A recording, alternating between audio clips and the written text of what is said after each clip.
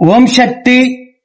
கேரளா மாநிலம் பாலக்காடு மூங்கில்மடையைச் சார்ந்த தேவசேனா சதீஷ்குமார் தம்பதிகள் திருமணமாகி 5 ஆண்டு காலம் குழந்தை பேர் இல்லாம நம்ம சேலத்து மகமாய தேடி வந்து அமாவாசை அன்று கும்பப்படையில் பிரசாதம் வாங்கி சாப்பிட்டு அதே மாதமே நம்ம சேலத்து மகமாய் மனமிறங்கி கருவை தக்க வச்சு அழகான ஆண் குழந்தையை ஈண்டெடுத்து அம்மனுக்கு தேங்காய் பழம் பூமாலை பட்டு வஸ்திரம் வேண்டுதல் கடனாக செலுத்திட்டு அதே போல அன்னதானத்திற்கு சிப்பும் அரிசியும் காணிக்கையாக வழங்கி இருக்கிறாங்க. இவங்களோட குழந்தை அங்கத்துல கழுவினி இல்லாம உடல் ஆரோக்கியத்தோட வளர்ந்து கல்வியில சிறந்து விளங்கி அவங்க குடும்பத்தை கட்டி காத்து கரைச்சத்து நான் வேண்டிக்கிறேன்.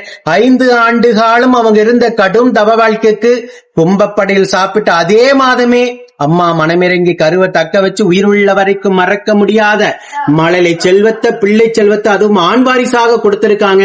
இது எப்படி சாத்தியம்? 5 வருஷமாக போகாத கோயில் இல்ல, வேண்டாத தெய்வம் இல்ல.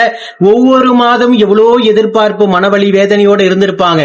நம்ம சேலத்து மகமாயை தேடி வந்து கும்பப்படையில் பிரசாதம், கைப்பிடி பிரசாதம் தான். அந்த கைப்பிடி பிரசாதத்தை வாங்கி சாப்பிட்டு அதே மாதமே எப்படி கருத்தங்கணிச்சு இத்தனை வருஷம் அவங்க இருந்த கடும் வாழ்க்கைக்கு நம்ம சேலத்து மகமே அதே மாதமே வரம் கொடுத்து இந்த அழகான ஆண் குழந்தை வரமாக அவங்களுக்கு கொடுத்திருக்காங்க.